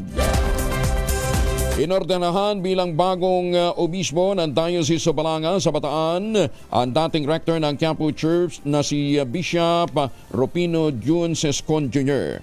Sa mismong ika-39 na anibersaryo ng EDSA People Power Revolution, inordenahan si Bishop Sescon, isanagawa nga ito sa Manila Cathedral. Kung maalala, si Bishop Sescon po ay nagsilbing aide noon ni dating Manila Archbishop Jaime Cardinal Sin na isa sa mga nanguna sa pagunita sa pagsasagawa ng 1986 EDSA Revolution. Maganda umaga, Pilipinas! 14 minutos na makalipas ang alas 5 ng umaga. Opo, liwanagin lang ho namin kasi kahapon nga po, di ba, ang unang-unang nagbenta ng hunang bigas na galing ho sa NFA ay ang lokal na pamahalaan ho ng San Juan. Ang sistema ho pala, kaya naubos agad, sako-sako yung pagbibenta. Pag nagpatuloy itong ganitong sitwasyon, Administrator, hindi kaya madipit yung purpose natin na makinabang ang mas marami doon sa murang bigas? Yeah, okay, no? Yung unang release nila ay sako-sako. Dahil sa amin, ang tingin naman natin siguro dahil unang bugso ng nila is gusto nila mas hindi ganun ka gastos o hindi ganun kabilis may pagbenta, no? Mm-hmm. Ginawa nila sako-sako dahil siyempre para less ang cost sa pakal, etc. Mas mabilis ang proseso. Pero alam ko after that first batch, nag-revise na sila, no? Nag-adjust na sila. Mm-hmm. I think yung huling nila is I think 5 or 10 kilos na lamang yan, no? So, understandably, siguro parang gusto lang nilang maumpisahan. And I think na ririnig na rin naman nila at napag-usapan na rin naman na dapat as many as consumer as possible. That's why nagkaroon na, I think, may communication na about yung ilan yung ipapamigay kung gaano lang karami. Oo, kasi baka gayahin ho ng ibang LGU eh. Para mas mabilis yung turnaround. Yes, siyempre, alam naman natin ang purpose talaga niya ng objective ay mas maraming tao ang makapamili ng murang bigas. So, kami din po, isa ko, that understandably kasi unang-una, in-absorb nila lahat din ng cost kung magkano po nila binili actually sa FTI, no? Ano po yung FTI, FTI to LGU. So, 33 pesos po nila kinuha, 33 pesos din po nila binenta. Okay, so kung ganun ang mangyayari, ang turnaround, teka muna, hanggang ilang beses lang pwede mag-procure ang isang LGU? Actually, wala po tayong sinet na limit dyan kasi unang-una, siyempre ang gusto po nga po ng pamahalaan ay mapababa ang presyo ng bigas. Pangalawa, malumuwag ang mga bodega ng NFP para makapamili ulit tayo. So hanggat meron pong LGU na nagre-request at hanggat merong stocks na allotted, bibigyan po natin. Ganun po ang magiging sistema. Okay. Hanggang kailan yan? Kung ganun yung magiging sistema ho natin, hanggang kailan yung inaasahan nating pagbibenta sa mga LGU admin? Ganito, no? Under the food security emergency, hanggat nandyan po yan at hindi nalilift, tuloy po yan. So, hanggat hindi na-achieve yung presyo na inaakala ng ating departamento, no, ng DA, na dapat ganun yung presyo, tingin ko, it will stay. Pero syempre, ayaw mo natin pangunahan yan. At ang departamento po, ang DA po, ang nag-declare po niyan. So, tayo po, sunod lang po tayo. Kung kailan po yan i-release, doon po mag-i-stop yan. Kasi naman kaya inyo ginagawa to, mag-aani, gusto nating mabili, yung harvest ng ating mga magsasaka. So, mag-iimbak tayo, pero hindi na ito kasama sa ibibenta under the National Rice Security o National Food Security Emergency. Yung aanihin. Ano po ito? Kumbaga, i-replenish natin yung mga nabibenta. Yung kunwari, binenta natin yung kalahati ng buffer stock natin. Bibili rin po tayo ng kalahati rin, no? Para mapalitan. Para kung mas mapanatili natin dago yung ating buffer stock. Ayun. Magkano ho magiging bilihan ho natin ngayong harvest season? Yung farm gate? Sa ngayon, itong Pebrero, ang tuyo, ang bili natin ay 23 hanggang 24. Yung naman hong fresh harvest ay nasa 18 to 19 pesos per kilo. Yun po ang ating bili sa kasalukuyan. Pero anytime that will change, kasi nga po, titignan natin yung merkado. No? Ngayon po, namamonitor na natin, medyo yung ibang lugar, medyo mababa, may 17, may 16. So, a-adjust natin yan para supportahan yung farmers natin. So, hindi kayo mamimili ng 17, 19 pa rin ang yung magiging presyo. Yun yung minimum. 18 to 19 po. 18 to 19 po ang ating minimum po natin 18 po. Pero ito price, di ba? Price. Ito yung di ba, newly harvested?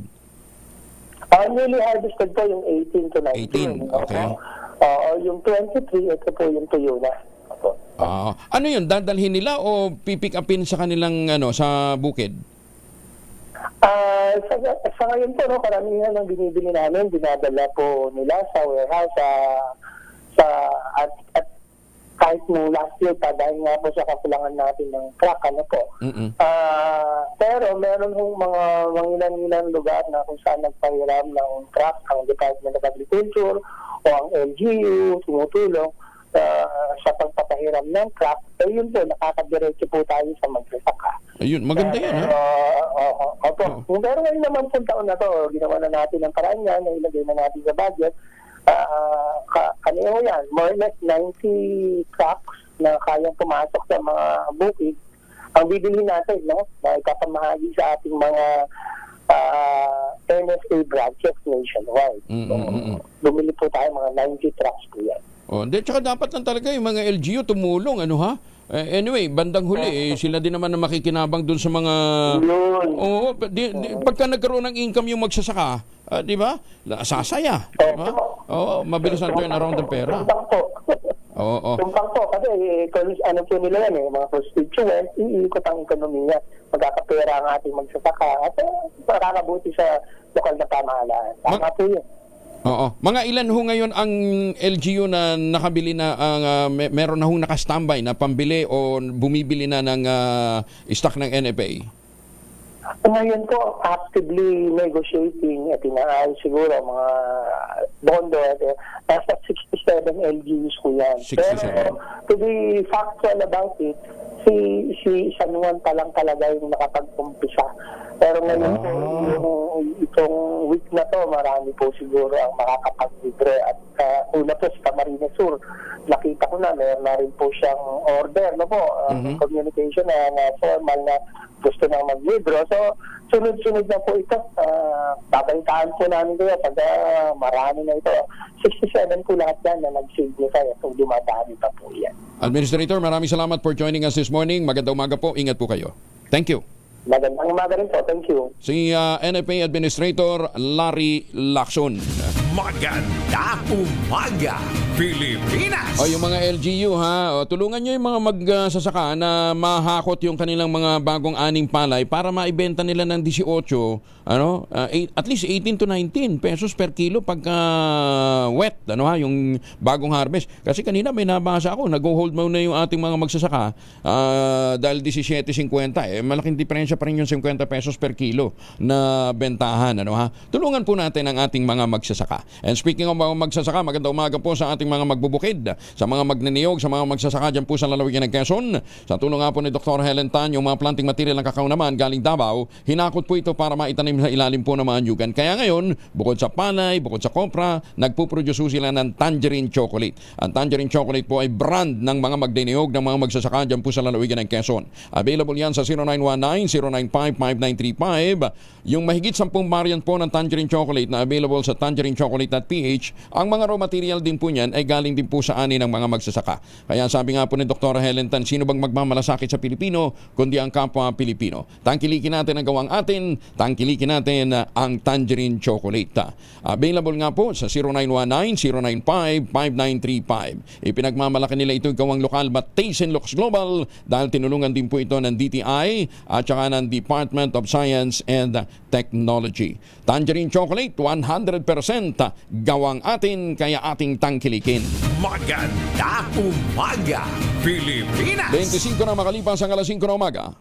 Sa Mindoro daw, ang presyo ng farm gate price ay 13 pesos. Tawag mo natin, Malu, pakitawag Mindoro. 13 pesos pambentahan ng palay. Wawa naman yung ating mga Mindoro, Oo. Tawag natin kay NFA admin. Si Chairman George Garcia ng COMELEC kasama natin. Chairman, good morning. Good morning po, Sir Angel. Sa mga kababayan natin, magandang umaga po. Oy, nakuliwanagin ho natin yung mga membership card na Chairman. Alin doon ang pinapayagan at alin ang hindi? Kasi marami hong mga partido ngayon nagbibigay ng membership card. Yung iba may may halong insurance, sabi ko, ba't nyo kailangan ba talaga ng insurance? Meron naman tayong may PhilHealth, but anyway, ganun ho yung mga alok nung kaakibat ng mga cards. So, what is allowed and what is not?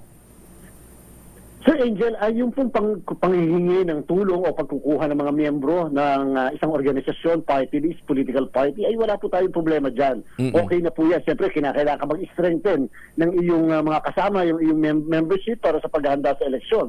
So, bakit kung yung pagkuha mo ng membership ay merong karampatang bayad, lalo sa isa sa mga iniimbestigahan natin. Halimbawa, babayaran mo ng 300 pesos o kahit na yung pag-distribute ng mga yung tinatawag na insurance card para lang maging miyembro, yan po yung vote buying na maliwanag. Kung kaya hindi po namin papayagan yan at yan po ay kakasuhan namin. Yung nga po iniimbestigahan natin na party list, inaalam natin kasi ang problem lang po namin, Sir Angel, napicturean lang po yung card na may mga 300 pesos. So kung talagang merong gusto sumira sa isang party list o isang political party, ang dali po sanang gawin yun Kaya lang, kailangan namin na may magsasabi rin sa amin na sila yung nilapitan at ino-offera ng 300 pesos o 500 pesos para lang maging miyembro ng party list na yan, organization o ng mismong kandidato. So, yun kung pera ang iaalok. Pero paano kung kasama na nga doon sa ID mismo, Chairman, yung insurance? O ang binibigay talaga, insurance ID?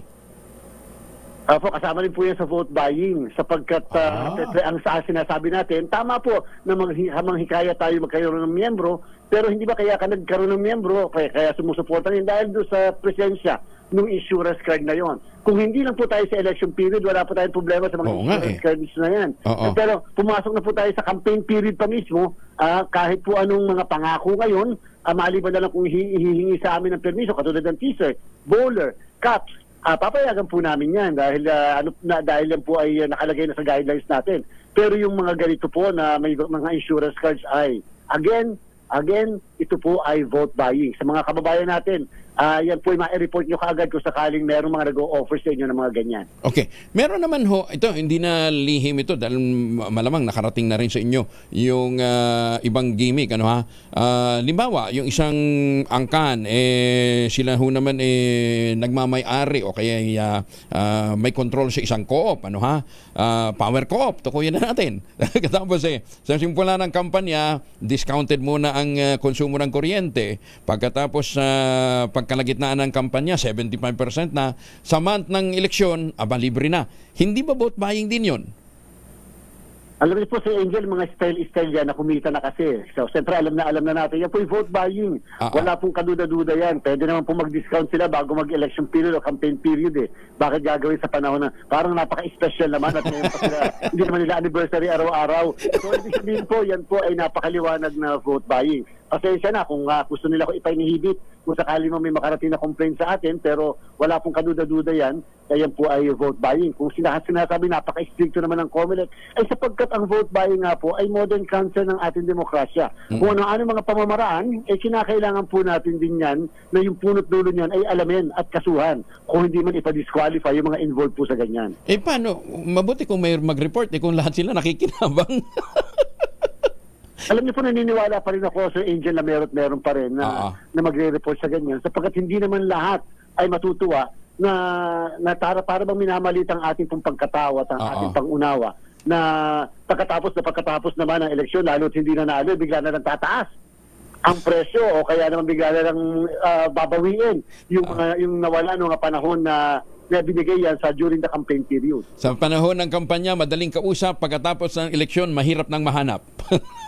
Ano kung dami niyan? Sa buhay nyo, hanapin nyo na. Madali naman mangako. Kung tutuparin, di nasa sa inyo na yan. Maghanap na lang kayo sa Tambol Mayor. Okay. At nabanggit nyo na kanina, t-shirt, caps. Hanggang magkano ho ba talaga ang limitasyon? Kasi di ba meron kang dapat amount lang na gastusin per candidate. So, kung ikaw national candidate, hanggang ilang t-shirt lang ang pwede mong ipamigay? Wala naman po tayong piniprescribe na bilang ng t-shirts o kung magkano ba talaga. Pero alam nyo kasi ang t-shirt ngayon, nabibili ng 30 pesos pagka may nakalagay na pangalan na pwede makuha ng 40 hanggang 50. Sa ating palagay naman, hindi naman po ganun yung pamimili ng boto kung sa 50 pesos naman na t-shirt, hindi naman para siguro bumoto ang ating mga kababayan dahil sa nabigyan siya ng t-shirt o ng cap na nagkakahalaga ng 25 pesos o ng bowler. Hindi sa minamaliit natin yung mga ganyang amount. Na sinasabi lang po natin, part na po yan kasi talaga ng pangangampanya sa kasalukuyan. At kung maaari yan ibawal noong 1985, hindi naman po dapat na ipagbabawal ng 2025. Pero kung ang mga pinamimigay ba naman ay tigda 2,000 na, Sir Angel, o kahit 1,000, ayan po ay vote buying na napakaliwanag. Kung mamimigay na titigil sa sako ng bigas, yan po ay vote buying na maliwanag. T-shirt, 5 t-shirts sa isang individual kasi kailangan niyan suotin Lunes hanggang Biyernes habang nagtitinda sa mga kalye.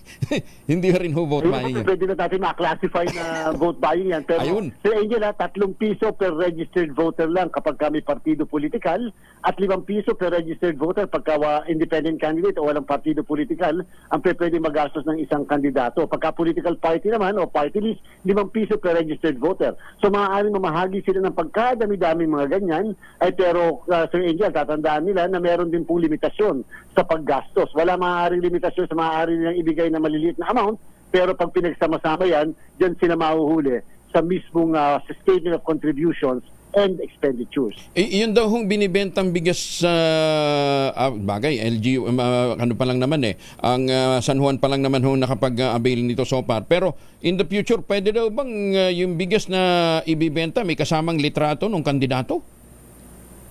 Kapag po kasi binenta nung katulad na amount na pagkakabenta ng NFA, Sir Angel, wala po tayong problema dyan kasi yung NFA mismo ay yung DA ay humingi sa amin ng exemption. Pero kapag kayang bigas na yan, binenta ng ganitong amount, halimbawa 25 ng mismong DA, pagkatapos binibenta ngayon ng LGU ng 20 pesos, matipid ng 5 piso, sa amin po hindi namin po kinakailangan sa amin ng exemption mismo ng LGU. Lalo pa, kung nabili nila yun ng mura, pagkatapos pinamimigay ng libre, yan po ay abuse of state resources and kinakailangan ihingi sa amin ng exemption. Lalo na kung may picture.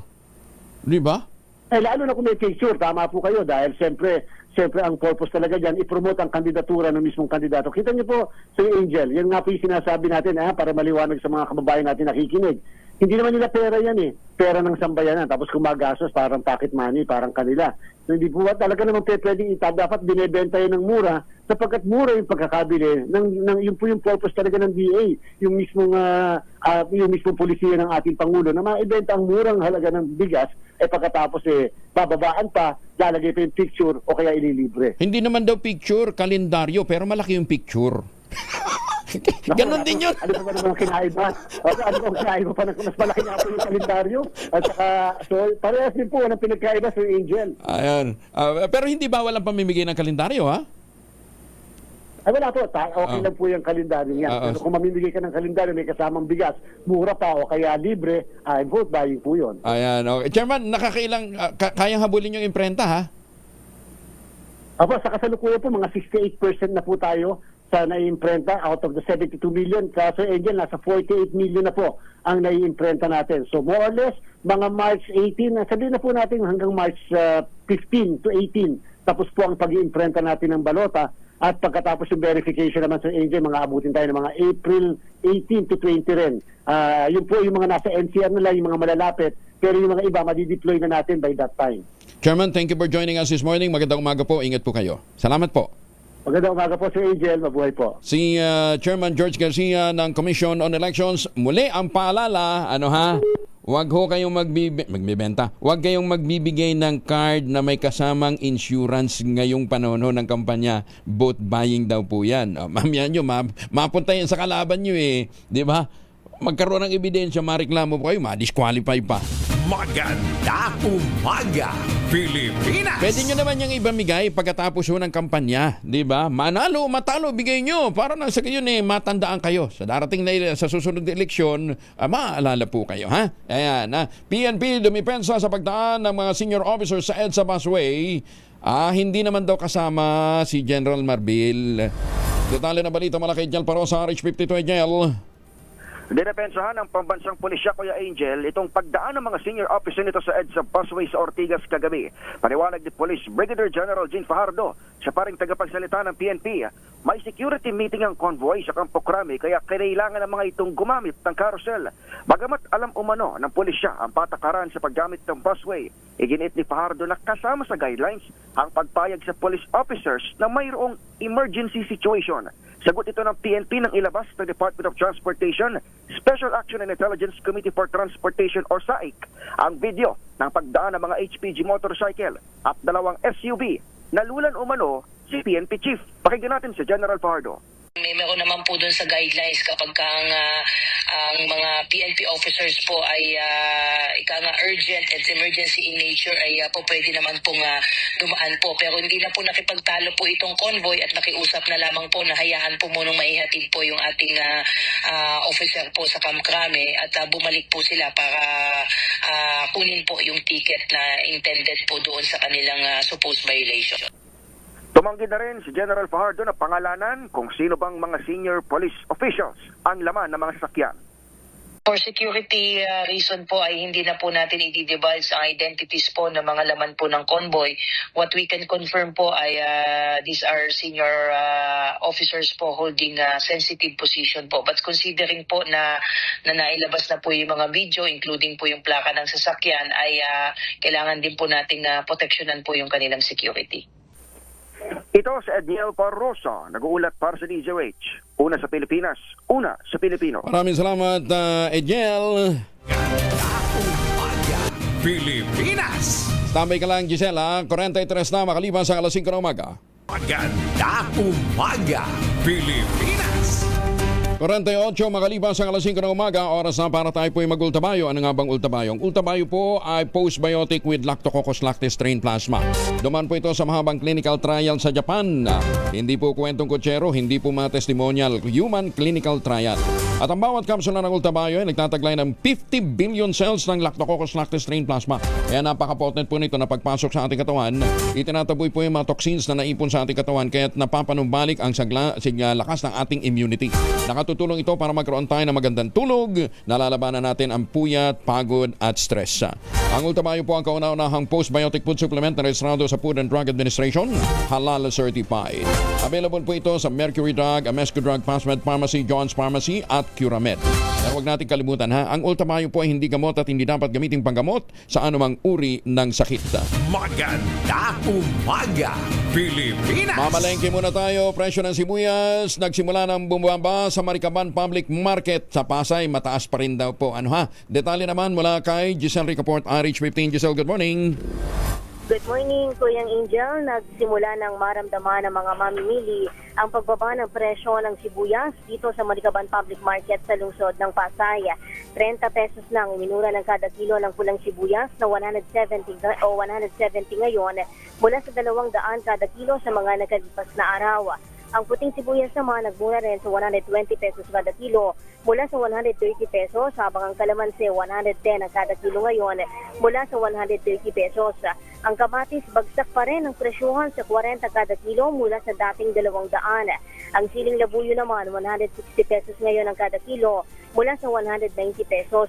Habang ang bell pepper 50 pesos ang iminura kada kilo, 200 na lang ang kada kilo ngayon.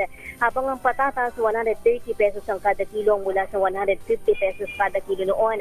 Pero kung nagmura yung mga nabanggit siya namang itinaas ng presyo ng ilang gulay, kagaya ng repolyo na 70 pesos ang kada kilo ngayon mula sa 65 pesos kahapon. Ang bagyo beans tumaas din ng 10 piso, 130 pesos ang kada kilo ngayon, habang ang presyo ay bagyo 80 pesos mula sa 75 pesos kada kilo.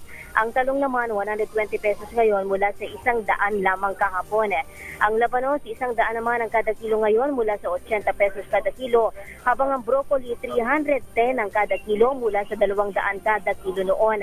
Ang chicharo naman 210 ngayon mula sa 190 pesos kada kilo, habang ang pipino 10 piso ang iminahal, 80 ngayon ang kada kilo, habang ang patola 85 pesos mula sa 80 kahapon.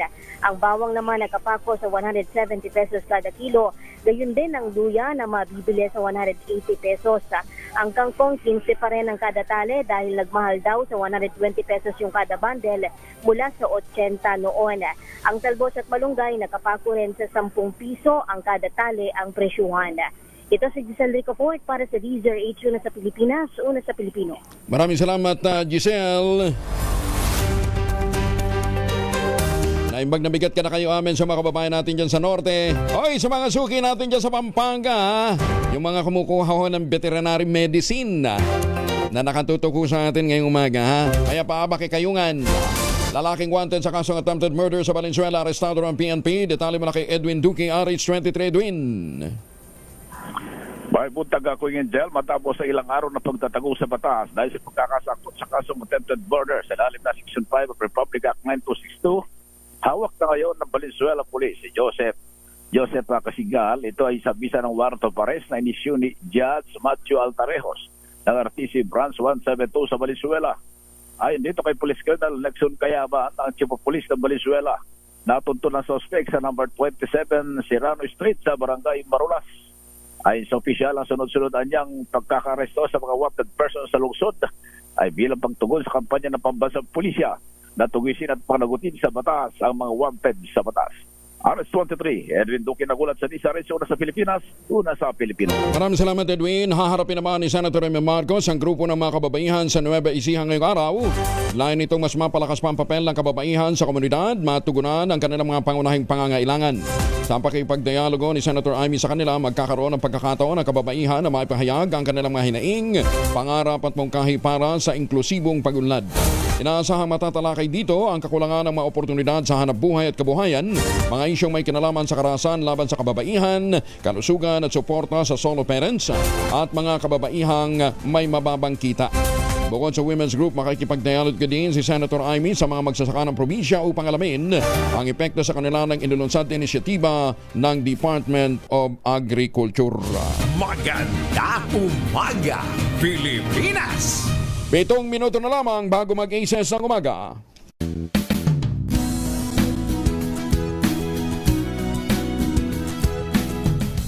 tinesting, sinuri, siniyasan. Ang resulta? Super effective ang Shield sa pagpatay ng bakterya at virus. Shield Antibacterial Soap. Believe ang mga eksperto sa Philippine Nurses Association. At si Mami. Tiwala ako sa Shield. Shield Antibacterial Soap. Napatunayang mabisa. Ang mga nurse, tiwala. Magbago man ang panahon, doon kami sa gawang Peerless. Champion. Mula sa baretang pangmatagalan, purong powder. Hanggang sa mapulang liquid detergent. Kaya sa labahan, champion! Tapat na walang katapat.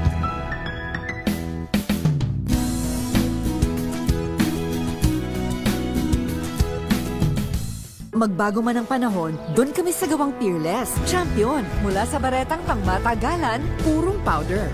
Hanggang sa mapulang liquid detergent. Kaya sa labahan, champion! Tapat na walang katapat.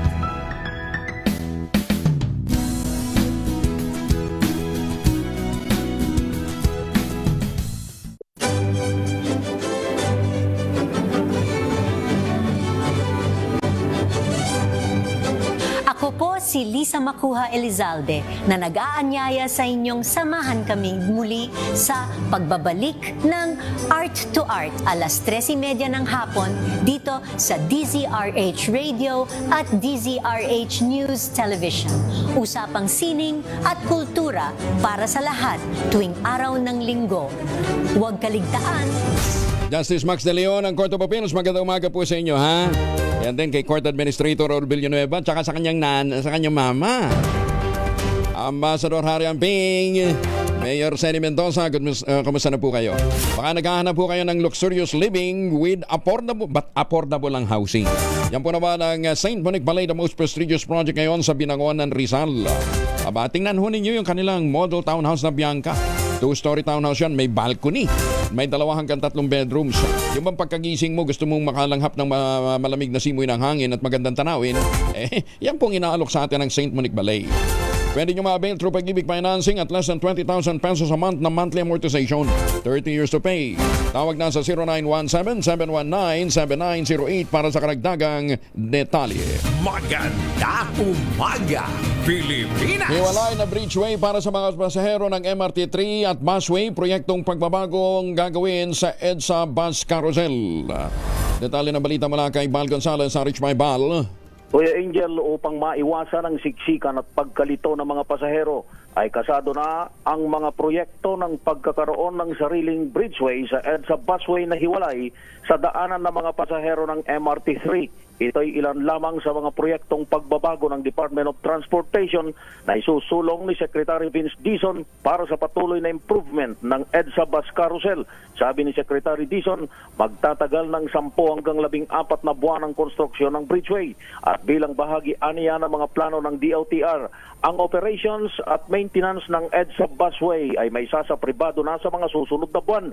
Inaasahang matatapos sa loob ng ilang buwan ang feasibility study para sa privatization at ang bidding para sa konstruksyon ng mga bagong concourse ay magaganap sa buwan ng Mayo. Noong nakalipas na taon ay umabot sa mahigit 63 milyong pasahero ang tumangkilik sa EDSA busway habang mahigit 5.5 million naman na masaherong gumamit ng bus system nitong nakaraang January 2025. Ako si Val Gonzales, DZRH, una sa Pilipinas. Maraming salamat, Val. Samantala, isunod naman natin si Boy Gonzales. May pala po doon sa mga gumagawa ng mga fake na diploma. Boy, anong latest dyan, Boy? Kuya Angel, naglusad nga ng sinusunod na operasyon ng District Intelligence Division ng Manila Police District laban sa mga nagbebenta, gumagawa ng mga peking dokumento ng IDs doon sa lungsod ng Maynila. Partikular sa kaban ng Recto Avenue na sakop ng Barangay 395 kung saan nagkasa sila ng entrapment operation sa 3 pwesto. Ayon kay Police Captain na Joel Aquino ng DID-MPD, una na aresto ang 49 anyos na kay Laylahala Borja kung saan nagbebenta ito ng peking birth certificate. Sunod na nasa kote si Reynold Male na nahuli nagbebenta naman ng peking diploma habang peking driver sa license naman ang ibinebenta ng ni Mario Talastasin. kapwa naharap sa ang tatlo sa paglabag sa Article 172 ng falsification of public document. Ayon sa MBD, nag-ugat ang operasyon matapos ang unang mahuli ang 4 na individual na gumagawa at nagbebenta ng diploma at transcript of record sa Recto Avenue. Ito si Boy Gonzales para sa DCRS, una sa Pilipinas, una sa Pilipino. Maraming salamat, Boy. Ay, congratulations nga pala kay Mayor Guard Montojo, ha. Mayor Guard, magandang umaga sa inyo. Congratulations. Kahapon, binibida ni Mayor Guard, binibida ni Attorney Dimalanta ng ERC yung anong tawag dito? Iba't ibang renewable energy dyan po sa Romblon. Bukas pag-usapan nga natin to, ha. Magandang umaga din kay Migs Montojo, anak po ito ni Mayor Guard Montojo. Samantala, meron pa tayong plus report. Flash Report. Flash Report! Inumpirma ni DILG Secretary June Vic Rimulya sa DCRH na na-rescue na po yung British student na kinidnap. Ito yung binalita natin na pinutulan pa ng daliri matapos na magbayad ng ransom. Napakawalang konsensya talaga ng mga kidnapper na yun. Ayun, kagabi, alas 9 ng gabi, na-rescue. Ay, salamat naman. Kasi dun sa mga naunang post, ang sabi, na-rescue na ito matapos na magbayad ng ransom. Pero, nung pinalo up nga ni Edniel, hindi pa. Kaya, pinapalo up ho natin to. At ayun, nakumpirma na kagabi nga po, alas 9, na-rescue na po yung bata. Una nyo hong napakinggan yan dito sa DCRH, alam nyo naman dito sa DCRH, alam fake news. Maganda umaga, Pilipinas! Magtanim ng kawayan para sa kalikasan at kabuhayan. Kuya Angel po, si Angelo Palmanos, nag-iwan sa inyo na sa magandang umaga. Maraming salamat sa inyo walang sawang pagsubaybay, pakikinig at pagtitiwala. Ang ating quote of the day ngayong araw na ito ay mula po kay Albert Einstein. Ang sabi niya, 3 great forces ruled the world: stupidity, fear, and greed. Ay, usong-uso yan ngayong eleksyon. Maganda umaga, Pilipinas! 601!